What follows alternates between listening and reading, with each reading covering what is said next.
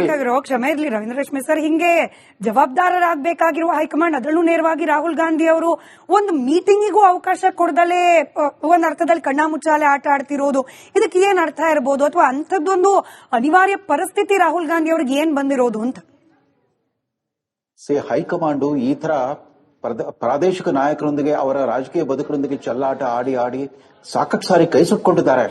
ರಾಜಸ್ಥಾನದಲ್ಲಿ 5.5 ವರ್ಷಗಳ ಕಾಲ, ಸುದೀರ್ಘ ಕಾಲ ಅವರ ಅಧಿಕಾರಾವಧಿ ಉದ್ದಕ್ಕೂ ಕೂಡ ಅಶೋಕ್ ಗೆಹ್ಲೋಟ್ ಮತ್ತು ಸಚಿನ್ ಪೈಲಟ್ ನಡುವೆ ಇದೇ ತರದ ಪೈಪೋಟಿಯನ್ನು ಜೀವಂತವಾಗಿ ಇಟ್ಕೊಂಡ್ಬಿಟ್ಟು ಕೊನೆಗೆ ಏನಾಯ್ತು? ಅಶೋಕ್ ಗೆಹ್ಲೋಟ್ ತಿರುಗಿ ಬಿದ್ರು, ಹೈಕಮಾಂಡ್ ಆದೇಶವನ್ನು ಧಿಕ್ಕರಿಸ್ಬಿಟ್ರು. ನೀವು ಎಐಸಿಸಿ ಅಧ್ಯಕ್ಷ ಪದವಿಗೆ ನಾಮಪತ್ರ ಹಾಕ್ರಿ ಅಂತಂದ್ರೆ ಒಂದು ಷರತ್ತು ಹಾಕ್ಬಿಟ್ರು. ಆಗ್ತಾ ಎಐಸಿಸಿ ಅಧ್ಯಕ್ಷ ಆಗ್ತಾನೆ, ಆದ್ರೆ ಮುಖ್ಯಮಂತ್ರಿ ಪದವಿಯನ್ನು ಬಿಟ್ಕೊಡಲ್ಲ ಅಂತ ಹೇಳಿದಾಗ ಹೈಕಮಾಂಡ್ಗೆ ದೊಡ್ಡ ಮುಜುಗರ ಅನುಭವಿಸಬೇಕಾಗಿ ಬಂತು. ಅಷ್ಟೇ ಅಲ್ಲ, ತದನಂತರ ನಡೆದ ವಿಧಾನಸಭಾ ಚುನಾವಣೆಯಲ್ಲಿ ಹೀನಾಯವಾದ ಸೋಲು ಅನುಭವಿಸಬೇಕಾಗಿ ಬಂತು. ಸುಖ ಸುಮ್ಮನೆ ಒಂದು ರಾಜ್ಯವನ್ನ ಕಳ್ಕೊಂಡ್ಬಿಟ್ರು.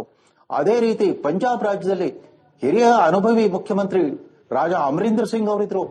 ಅಮರಿಂದರ್ ಸಿಂಗ್ ಅವ್ರಿಗೆ ಇನ್ನೇನು ಚುನಾವಣೆ ಹತ್ರ ಆಗ್ತಿದ್ದೆ ಅಂದಾಗ ಅದೇನು ಪ್ರಿಯಾಂಕಾ ಗಾಂಧಿ ಅವರ ವಾಣತಿಯಂತೆ ಅವ್ರನ್ನ ಏಕಾಏಕಿ ಬದಲಿಸ್ಬಿಟ್ರು.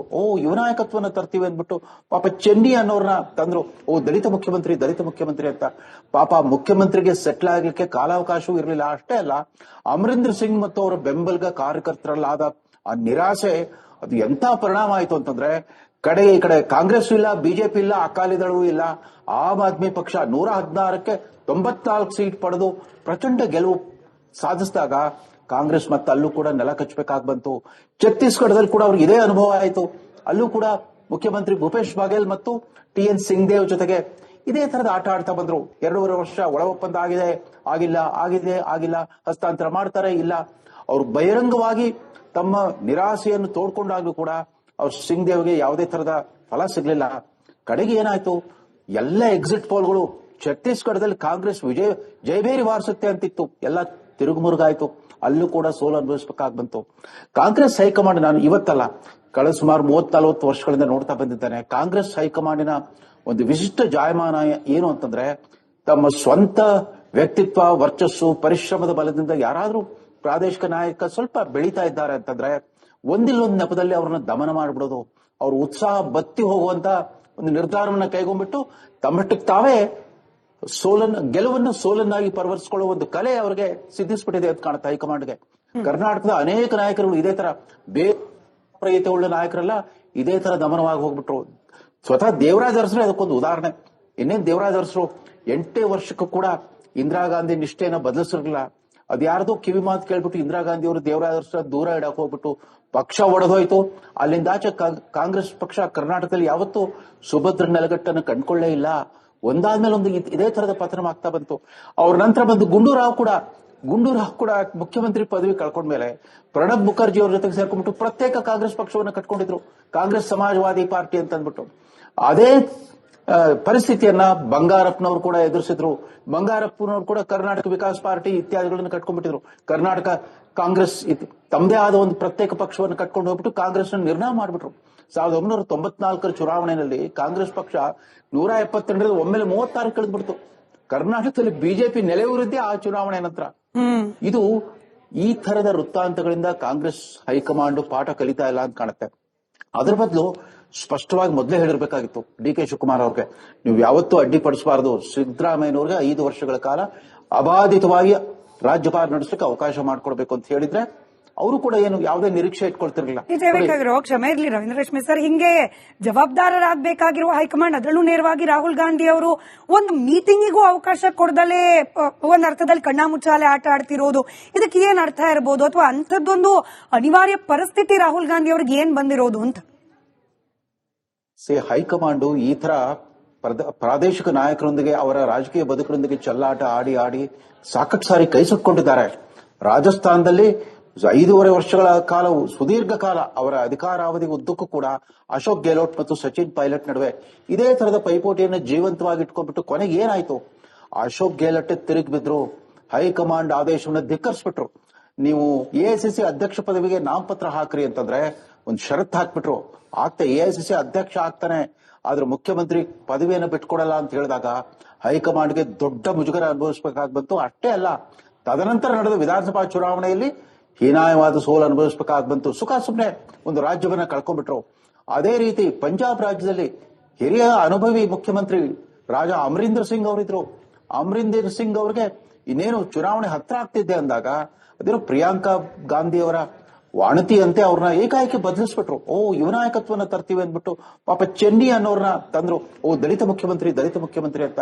ಪಾಪ ಮುಖ್ಯಮಂತ್ರಿಗೆ ಸೆಟ್ಲ್ ಆಗ್ಲಿಕ್ಕೆ ಕಾಲಾವಕಾಶವೂ ಇರಲಿಲ್ಲ. ಅಷ್ಟೇ ಅಲ್ಲ, ಅಮರಿಂದರ್ ಸಿಂಗ್ ಮತ್ತು ಅವರ ಬೆಂಬಲಿಗ ಕಾರ್ಯಕರ್ತರಲ್ಲಾದ ಆ ನಿರಾಸೆ ಅದು ಎಂತ ಪರಿಣಾಮ ಆಯ್ತು ಅಂತಂದ್ರೆ, ಈ ಕಡೆ ಕಾಂಗ್ರೆಸ್ ಇಲ್ಲ, ಬಿಜೆಪಿ ಇಲ್ಲ, ಅಕಾಲಿದಳವೂ ಇಲ್ಲ. ಆಮ್ ಆದ್ಮಿ ಪಕ್ಷ 116ಕ್ಕೆ 94 ಸೀಟ್ ಪಡೆದು ಪ್ರಚಂಡ ಗೆಲುವು ಸಾಧಿಸಿದಾಗ ಕಾಂಗ್ರೆಸ್ ಮತ್ತೆ ಅಲ್ಲೂ ಕೂಡ ನೆಲ ಕಚ್ಚಬೇಕಾಗಿ ಬಂತು. ಛತ್ತೀಸ್ಗಢದಲ್ಲಿ ಕೂಡ ಅವ್ರಿಗೆ ಇದೇ ಅನುಭವ ಆಯಿತು. ಅಲ್ಲೂ ಕೂಡ ಮುಖ್ಯಮಂತ್ರಿ ಭೂಪೇಶ್ ಬಾಗೇಲ್ ಮತ್ತು TN ಸಿಂಗ್ದೇವ್ ಜೊತೆಗೆ ಇದೇ ತರದ ಆಟ ಆಡ್ತಾ ಬಂದ್ರು. 2.5 ವರ್ಷ ಒಳ ಒಪ್ಪಂದ ಆಗಿಲ್ಲ, ಹಸ್ತಾಂತರ ಮಾಡ್ತಾರೆ ಇಲ್ಲ. ಅವ್ರು ಬಹಿರಂಗವಾಗಿ ತಮ್ಮ ನಿರಾಸೆಯನ್ನು ತೋಡ್ಕೊಂಡಾಗ್ಲೂ ಕೂಡ ಅವ್ರು ಸಿಂಗ್ದೇವ್ಗೆ ಯಾವುದೇ ತರದ ಫಲ ಸಿಗ್ಲಿಲ್ಲ. ಕಡೆಗೆ ಏನಾಯ್ತು, ಎಲ್ಲ ಎಕ್ಸಿಟ್ ಪೋಲ್ಗಳು ಛತ್ತೀಸ್ಗಢದಲ್ಲಿ ಕಾಂಗ್ರೆಸ್ ಜಯಭೇರಿ ವಾರಿಸುತ್ತೆ ಅಂತಿತ್ತು, ಎಲ್ಲ ತಿರುಗುಮುರುಗಾಯ್ತು. ಅಲ್ಲೂ ಕೂಡ ಸೋಲು ಅನುಭವಿಸಬೇಕಾಗಿ ಬಂತು. ಕಾಂಗ್ರೆಸ್ ಹೈಕಮಾಂಡ್, ನಾನು ಇವತ್ತಲ್ಲ ಕಳೆದ ಸುಮಾರು 30-40 ವರ್ಷಗಳಿಂದ ನೋಡ್ತಾ ಬಂದಿದ್ದೇನೆ, ಕಾಂಗ್ರೆಸ್ ಹೈಕಮಾಂಡಿನ ಒಂದು ವಿಶಿಷ್ಟ ಜಾಯಮಾನ ಏನು ಅಂತಂದ್ರೆ, ತಮ್ಮ ಸ್ವಂತ ವ್ಯಕ್ತಿತ್ವ, ವರ್ಚಸ್ಸು, ಪರಿಶ್ರಮದ ಬಲದಿಂದ ಯಾರಾದ್ರೂ ಪ್ರಾದೇಶಿಕ ನಾಯಕ ಸ್ವಲ್ಪ ಬೆಳೀತಾ ಇದ್ದಾರೆ ಅಂತಂದ್ರೆ ಒಂದಿಲ್ಲೊಂದು ನೆಪದಲ್ಲಿ ಅವ್ರನ್ನ ದಮನ ಮಾಡಿಬಿಡೋದು, ಅವ್ರ ಉತ್ಸಾಹ ಬತ್ತಿ ಹೋಗುವಂತ ಒಂದು ನಿರ್ಧಾರವನ್ನ ಕೈಗೊಂಡ್ಬಿಟ್ಟು ತಮ್ಮಷ್ಟಕ್ಕೆ ತಾವೇ ಗೆಲುವನ್ನು ಸೋಲನ್ನಾಗಿ ಪರಿವರ್ತಿಸಿಕೊಳ್ಳುವ ಒಂದು ಕಲೆ ಅವರಿಗೆ ಸಿದ್ಧಿಸ್ಬಿಟ್ಟಿದೆ ಅಂತ ಕಾಣುತ್ತೆ ಹೈಕಮಾಂಡ್ಗೆ. ಕರ್ನಾಟಕದ ಅನೇಕ ನಾಯಕರು ಇದೇ ತರ ಬೇರೆ ಉಳ್ಳ ನಾಯಕರೆಲ್ಲ ಇದೇ ತರ ದಮನವಾಗಿ ಹೋಗ್ಬಿಟ್ರು. ಸ್ವತಃ ದೇವರಾಜ್ ಅರಸರು ಅದಕ್ಕೊಂದು ಉದಾಹರಣೆ. ಇನ್ನೇನ್ ದೇವರಾಜ್ ಅರಸರು 8 ವರ್ಷಕ್ಕೂ ಕೂಡ ಇಂದಿರಾ ಗಾಂಧಿ ನಿಷ್ಠೆಯನ್ನು ಬದಲಿಸಿರ್ಲಿಲ್ಲ. ಅದ್ಯಾರ್ದೋ ಕಿವಿ ಮಾತು ಕೇಳ್ಬಿಟ್ಟು ಇಂದಿರಾ ಗಾಂಧಿ ಅವರು ದೇವರಾಜ್ ಅರಸರ ದೂರ ಇಡಕ್ ಹೋಗ್ಬಿಟ್ಟು ಪಕ್ಷ ಒಡೆದೋಯ್ತು. ಅಲ್ಲಿಂದಾಚೆ ಕಾಂಗ್ರೆಸ್ ಪಕ್ಷ ಕರ್ನಾಟಕದಲ್ಲಿ ಯಾವತ್ತೂ ಸುಭದ್ರ ನೆಲಗಟ್ಟನ್ನು ಕಂಡ್ಕೊಳ್ಳೇ ಇಲ್ಲ. ಒಂದಾದ್ಮೇಲೆ ಒಂದು ಇದೇ ತರದ ಪತನವಾಗ್ತಾ ಬಂತು. ಅವ್ರ ನಂತರ ಬಂದು ಗುಂಡೂರಾವ್ ಕೂಡ ಮುಖ್ಯಮಂತ್ರಿ ಪದವಿ ಕಳ್ಕೊಂಡ್ಮೇಲೆ ಪ್ರಣಬ್ ಮುಖರ್ಜಿ ಅವ್ರ ಜೊತೆಗೆ ಸೇರ್ಕೊಂಡ್ಬಿಟ್ಟು ಪ್ರತ್ಯೇಕ ಕಾಂಗ್ರೆಸ್ ಪಕ್ಷವನ್ನು ಕಟ್ಕೊಂಡಿದ್ರು, ಕಾಂಗ್ರೆಸ್ ಸಮಾಜವಾದಿ ಪಾರ್ಟಿ ಅಂತ ಅಂದ್ಬಿಟ್ಟು. ಅದೇ ಪರಿಸ್ಥಿತಿಯನ್ನ ಬಂಗಾರಪ್ಪನವರು ಕೂಡ ಎದುರಿಸಿದ್ರು. ಬಂಗಾರಪ್ಪನವರು ಕೂಡ ಕರ್ನಾಟಕ ವಿಕಾಸ್ ಪಾರ್ಟಿ ಇತ್ಯಾದಿಗಳನ್ನು ಕಟ್ಕೊಂಡ್ಬಿಟ್ಟಿದ್ರು. ಕರ್ನಾಟಕ ಕಾಂಗ್ರೆಸ್ ತಮ್ಮದೇ ಆದ ಒಂದು ಪ್ರತ್ಯೇಕ ಪಕ್ಷವನ್ನು ಕಟ್ಕೊಂಡು ಹೋಗ್ಬಿಟ್ಟು ಕಾಂಗ್ರೆಸ್ ನಿರ್ಣಯ ಮಾಡ್ಬಿಟ್ರು. 1994 ಚುನಾವಣೆಯಲ್ಲಿ ಕಾಂಗ್ರೆಸ್ ಪಕ್ಷ 172 ಒಮ್ಮೆಲೆ 36 ಕಳೆದ್ಬಿಡ್ತು.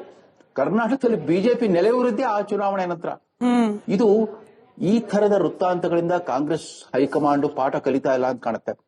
ಅದರ ಬದಲು ಸ್ಪಷ್ಟವಾಗಿ ಮೊದಲೇ ಹೇಳಿರ್ಬೇಕಾಗಿತ್ತು DK ಶಿವಕುಮಾರ್ ಅವ್ರಿಗೆ, ನೀವು ಯಾವತ್ತೂ ಅಡ್ಡಿಪಡಿಸಬಾರದು. ಸಿದ್ದರಾಮಯ್ಯನವ್ರಿಗೆ 5 ವರ್ಷಗಳ ಕಾಲ ಅಬಾಧಿತವಾಗಿ ರಾಜ್ಯಭಾರ ನಡೆಸಲಿಕ್ಕೆ ಅವಕಾಶ ಮಾಡಿಕೊಡ್ಬೇಕು ಅಂತ ಹೇಳಿದ್ರೆ ಅವರು ಕೂಡ ಏನು ಯಾವುದೇ ನಿರೀಕ್ಷೆ ಇಟ್ಕೊಳ್ತಿರ್ಲಿಲ್ಲ. ಕ್ಷಮೆ ಇರ್ಲಿ ರವೀಂದ್ರ ರೇಷ್ಮೆ ಸರ್, ಹಿಂಗೆ ಜವಾಬ್ದಾರರಾಗಬೇಕಾಗಿರುವ ಹೈಕಮಾಂಡ್, ಅದರಲ್ಲೂ ನೇರವಾಗಿ ರಾಹುಲ್ ಗಾಂಧಿ ಅವರು ಒಂದು ಮೀಟಿಂಗಿಗೂ ಅವಕಾಶ ಕೊಡದಲೇ ಒಂದ್ ಅರ್ಥದಲ್ಲಿ ಕಣ್ಣಾಮುಚ್ಚಾಲೆ ಆಟ ಆಡ್ತಿರೋದು, ಇದಕ್ಕೆ ಏನ್ ಅರ್ಥ ಇರಬಹುದು? ಅಥವಾ ಅಂಥದ್ದೊಂದು ಅನಿವಾರ್ಯ ಪರಿಸ್ಥಿತಿ ರಾಹುಲ್ ಗಾಂಧಿ ಅವ್ರಿಗೆ ಏನ್ ಬಂದಿರೋದು ಅಂತ?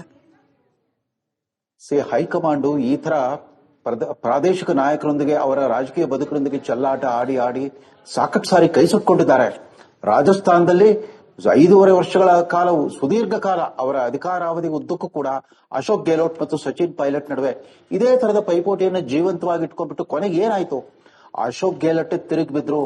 ಹೈಕಮಾಂಡ್ ಆದೇಶವನ್ನು ಧಿಕ್ಕರಿಸ್ಬಿಟ್ರು. ನೀವು AICC ಅಧ್ಯಕ್ಷ ಪದವಿಗೆ ನಾಮಪತ್ರ ಹಾಕ್ರಿ ಅಂತಂದ್ರೆ ಒಂದು ಷರತ್ತು ಹಾಕ್ಬಿಟ್ರು. AICC ಅಧ್ಯಕ್ಷ ಆಗ್ತಾನೆ, ಆದ್ರೆ ಮುಖ್ಯಮಂತ್ರಿ ಪದವಿಯನ್ನು ಬಿಟ್ಕೊಡಲ್ಲ ಅಂತ ಹೇಳಿದಾಗ ಹೈಕಮಾಂಡ್ಗೆ ದೊಡ್ಡ ಮುಜುಗರ ಅನುಭವಿಸಬೇಕಾಗಿ ಬಂತು. ಅಷ್ಟೇ ಅಲ್ಲ, ತದನಂತರ ನಡೆದ ವಿಧಾನಸಭಾ ಚುನಾವಣೆಯಲ್ಲಿ ಹೀನಾಯವಾದ ಸೋಲು ಅನುಭವಿಸಬೇಕಾಗಿ ಬಂತು. ಸುಖ ಸುಮ್ಮನೆ ಒಂದು ರಾಜ್ಯವನ್ನ ಕಳ್ಕೊಂಡ್ಬಿಟ್ರು. ಅದೇ ರೀತಿ ಪಂಜಾಬ್ ರಾಜ್ಯದಲ್ಲಿ ಹಿರಿಯ ಅನುಭವಿ ಮುಖ್ಯಮಂತ್ರಿ ರಾಜ ಅಮರಿಂದರ್ ಸಿಂಗ್ ಅವರಿದ್ರು. ಅಮರಿಂದರ್ ಸಿಂಗ್ ಅವ್ರಿಗೆ ಇನ್ನೇನು ಚುನಾವಣೆ ಹತ್ರ ಆಗ್ತಿದ್ದೆ ಅಂದಾಗ ಅದೇನೋ ಪ್ರಿಯಾಂಕಾ ಗಾಂಧಿ ಅವರ ವಾಣತಿ ಅಂತೆ ಅವ್ರನ್ನ ಏಕಾಏಕಿ ಬದಲಿಸ್ಬಿಟ್ರು.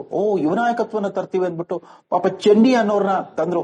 ದಲಿತ ಮುಖ್ಯಮಂತ್ರಿ ಅಂತ.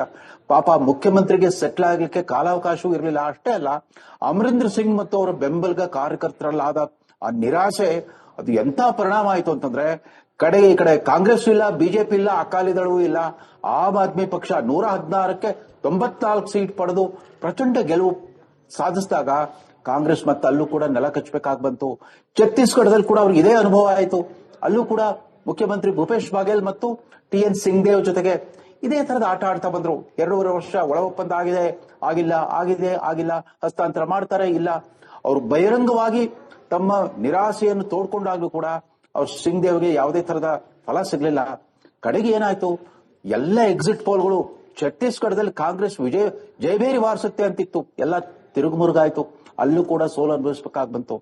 ಕಾಂಗ್ರೆಸ್ ಹೈಕಮಾಂಡ್, ನಾನು ಇವತ್ತಲ್ಲ ಕಳೆದ ಸುಮಾರು 30-40 ವರ್ಷಗಳಿಂದ ನೋಡ್ತಾ ಬಂದಿದ್ದೇನೆ, ಕಾಂಗ್ರೆಸ್ ಹೈಕಮಾಂಡಿನ ಒಂದು ವಿಶಿಷ್ಟ ಜಾಯಮಾನ ಏನು ಅಂತಂದ್ರೆ, ತಮ್ಮ ಸ್ವಂತ ವ್ಯಕ್ತಿತ್ವ, ವರ್ಚಸ್ಸು, ಪರಿಶ್ರಮದ ಬಲದಿಂದ ಯಾರಾದ್ರೂ ಪ್ರಾದೇಶಿಕ ನಾಯಕ ಸ್ವಲ್ಪ ಬೆಳೀತಾ ಇದ್ದಾರೆ ಅಂತಂದ್ರೆ ಒಂದಿಲ್ಲೊಂದು ನೆಪದಲ್ಲಿ ಅವ್ರನ್ನ ದಮನ ಮಾಡಿಬಿಡೋದು, ಅವ್ರ ಉತ್ಸಾಹ ಬತ್ತಿ ಹೋಗುವಂತ ಒಂದು ನಿರ್ಧಾರವನ್ನ ಕೈಗೊಂಡ್ಬಿಟ್ಟು ತಮ್ಮಷ್ಟಕ್ಕೆ ತಾವೇ ಗೆಲುವನ್ನು ಸೋಲನ್ನಾಗಿ ಪರಿವರ್ತಿಸಿಕೊಳ್ಳುವ ಒಂದು ಕಲೆ ಅವರಿಗೆ ಸಿದ್ಧಿಸ್ಬಿಟ್ಟಿದೆ ಅಂತ ಕಾಣುತ್ತೆ ಹೈಕಮಾಂಡ್ಗೆ.